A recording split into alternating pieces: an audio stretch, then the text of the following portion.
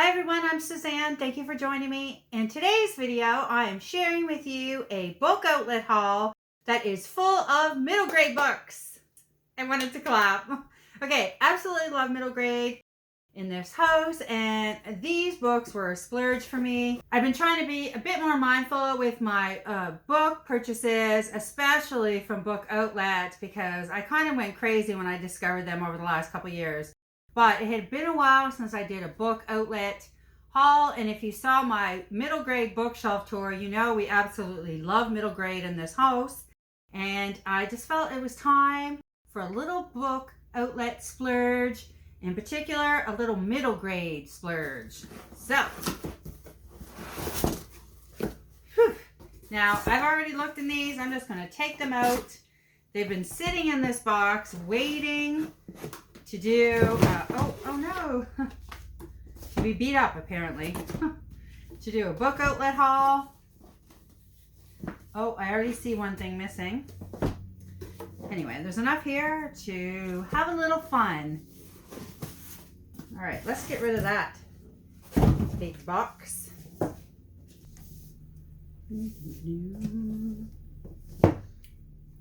There's an airplane, which is unusual. The world is ending. Shouldn't say that these days. Where to start? Okay, since I mentioned I saw one missing, I'll start here. Now, this isn't a middle grade per se, so I'll start off with this. This is Ocean Renegades by Abby Howard, Journey Through the Paleozoic Era. And we did get another dinosaur book. There's a picture of it on the back. The Dinosaur Empire. And the reason that I picked these up was because we were doing a mini dinosaur unit, and I had the other one that's not here, of course, out of the library, and we both really liked it. So I saw them at Book Outlet, and I got the two they had. The rest is all middle grade. Okay, do you guys get excited with a big pile of middle grade? I do every time. All right, this book I actually do have in a soft copy. This is Midsummers Mayhem, and this is by Rajani LaRocca. And the reason that I picked this up, I actually had this in my car for quite a while. I couldn't decide if I was being silly or not, but I really wanted the hard copy of this book. I absolutely adored this book when I read it last year, and it turns out we received an autographed copy, which is kind of cool. Now, this is a modern day retelling of A Midsummer Night's Dream. It's about a little girl who's in a family of three or four, I believe. And she really loves baking, and there's a baking competition. And I just thought it was adorable. So I wanted the hard copy because I wanted it on our shelf for a long time. Usually I do a little more prep for these, but I literally just pulled them out of the box. So I'm going to do my best to tell you what they're about. Okay, P.G. Bell's Delivery to the Lost City, and I think this is book 3. Yes, because we already have books 1 and 2, and the first was The Train to Impossible Places, and then The Great Bank Robbery. So this is Delivery to the Lost City, A Train to Impossible Places. Now, I've been trying not to buy like books 3 and 4 to a series when I'm not sure if we're going to even like them, because that's had some mixed results in the past. And but I did it in this case because we haven't read these yet. And every time I ask Vivian if she wants to do The Train to Impossible Places, it isn't that she doesn't necessarily want to read that book. It's that there's always something she wants to read more. But I have the 2 hardcovers, and it's the hardcover / softcover that gets me, because I end up with one of each on a shelf, and I just very much dislike that. So we had the first 2 in hardcover. When this showed up in hardcover, I just had to have it, and we'll see how this goes. Okay, this is book 3. This is Pages & Co. And if you saw my update earlier this week, I spoke about the first one. We had done the first book, which was Book Wanderers, as our read aloud in April, and fell in love with the series. We certainly fell in love with that book. Now, the second one's on fairy tale, so I'll be curious to see if we love it as much. And in the first book, Tilly Pages grows up in a bookshop with her grandparents. Her father died when she was really young, and her mother just disappeared. Nobody knows where when she was a baby. And it turns out that Tilly is a book wanderer. So she's at the bookshop one day and she suddenly encounters Alice in Wonderland. And then Alice from Alice in Wonderland. And she also encounters Anne from Anne of Green Gables. And then she ends up in the stories themselves. And a friend of hers does the same. And they're book wanderers. And her grandparents are book wanderers. And there's a whole society of book wanderers. And there's a little bit of mystery and adventure in the first one. And honestly, it is in the top 5 of our favorite books now in our house, both for myself and my daughter. So this is book 3. And yeah, of course, I think there might be 1 or 2 more after this, but we'll definitely be getting those as well. Yes, love. This is definitely a love. And if you're a book lover and you love books about books, and definitely if you love middle grade and that whole whimsical aspect, you might want to check out this series. This is called The Ever After. This is book 1 of the Maybird trilogy. And this is by Jody Lynn Anderson. Oh, I forgot to say this is by Anna James. And this was by P.G. Bell. The reason that I picked up this book, it's the first book in the trilogy, is because I ended up in another one of my excited book outlet middle grade purchases over the last couple years with book 3. And Vivian really wanted me to read it. So when we were picking out her books for middle grade March, that was the first one she wanted to read. And then I had to break it that it was the 3rd book in the trilogy. So, and my library doesn't have them. Anyway, this is book 1. And again, this is a hardcover. The copy we have is soft covered. And we don't have book 2. So anyway, I'm going to read you the back of this one because I don't know what this is about.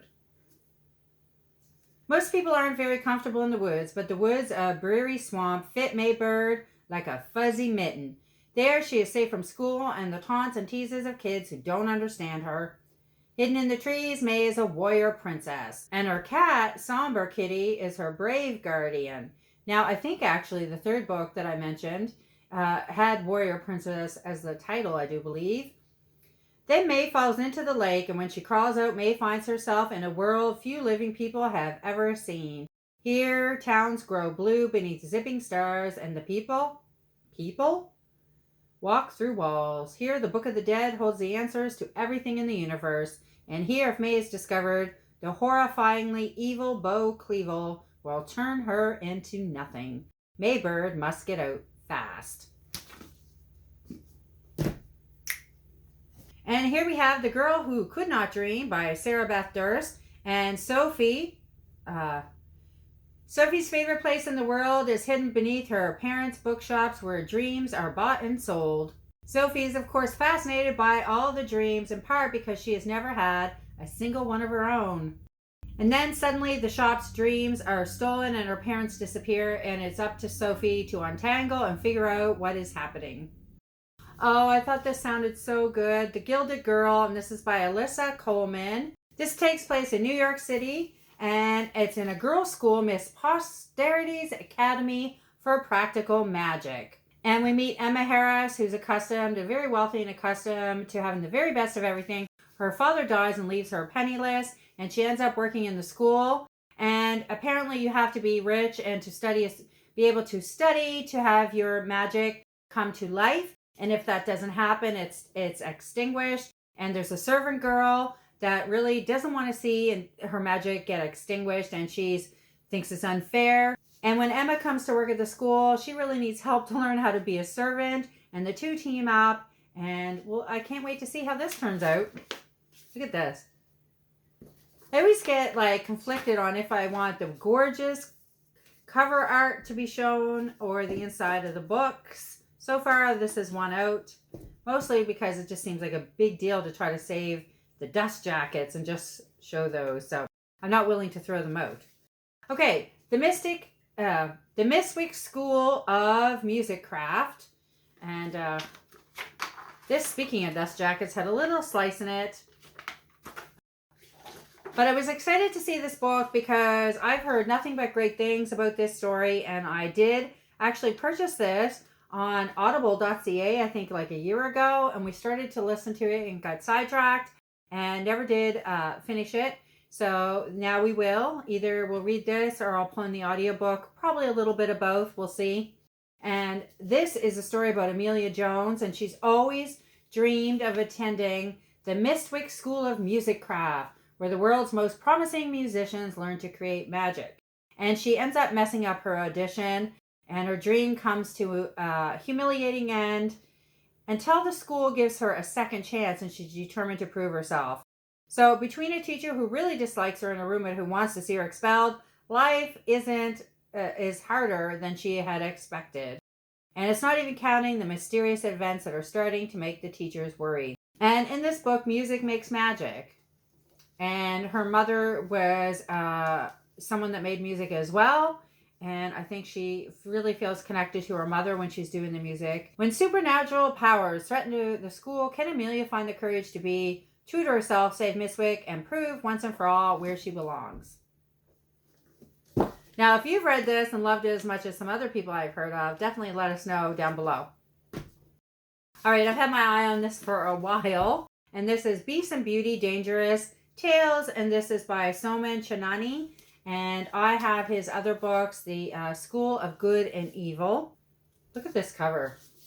You love the feel of the paper. Let's see what this one looks like inside. Ooh. Do you guys do that? Take the dust jacket covers off to see. Oh, look, she's there too. So this is a retelling, and there's 12 tales that are being retold. And I think they have a much darker retelling. I just want, oh yeah, so there is illustrations.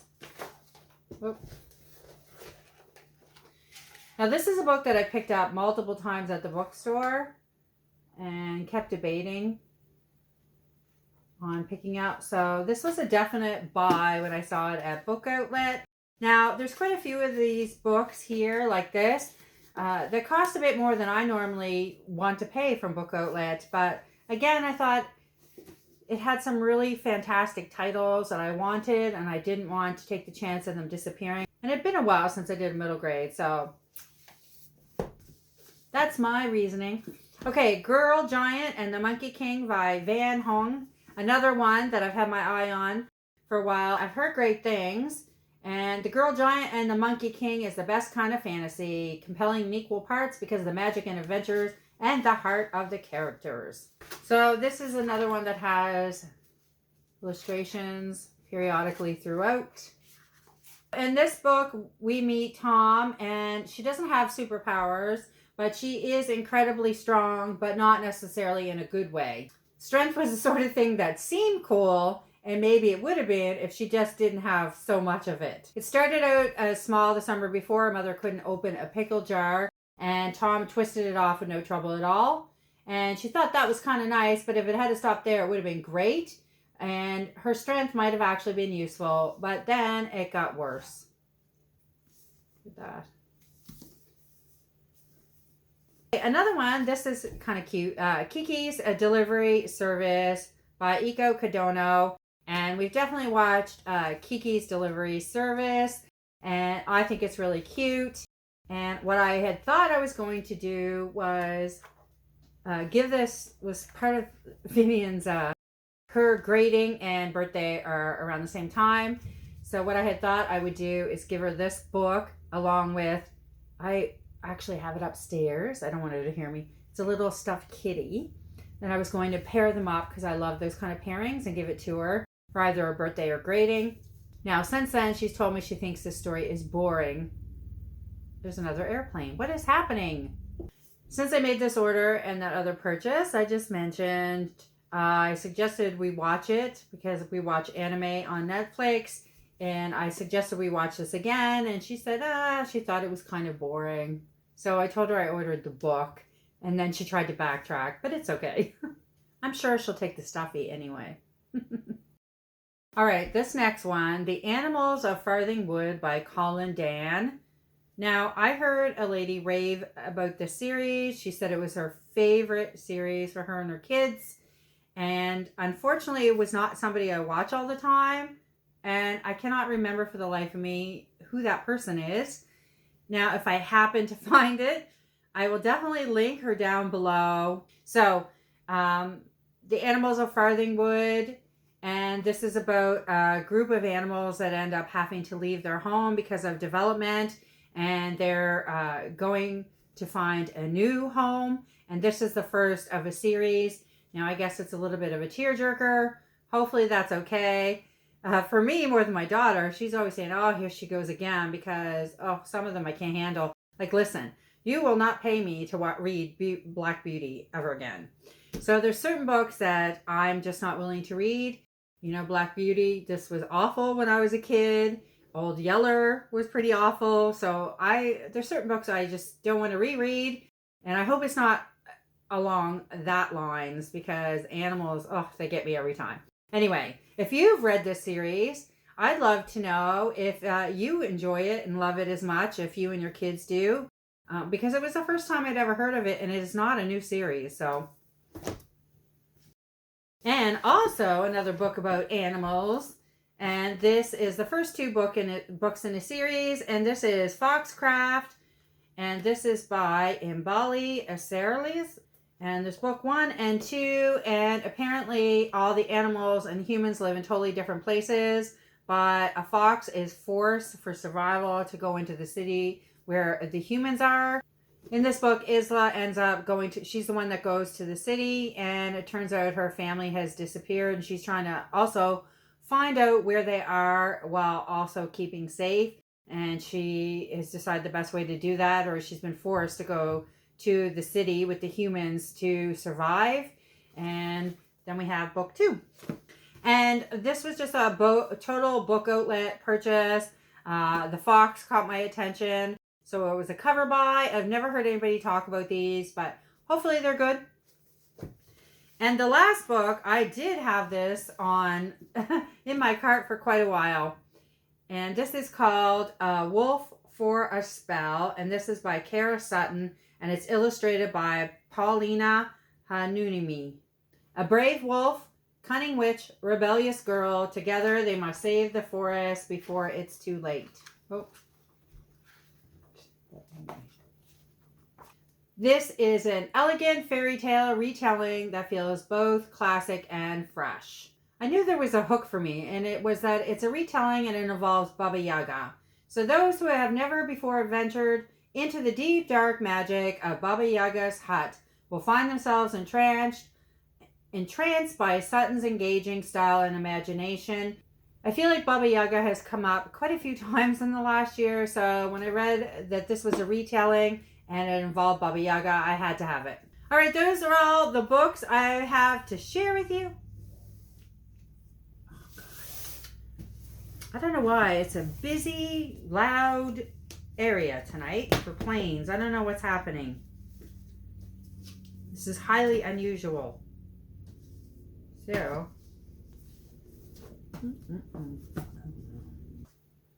all right, those are all the books I have to share with you. If you saw something you liked and you're going to add it to your library, please let me know in the comments below. If you like this video, hit like, and if you'd like to see more like it, definitely subscribe, and I will see you soon with another video.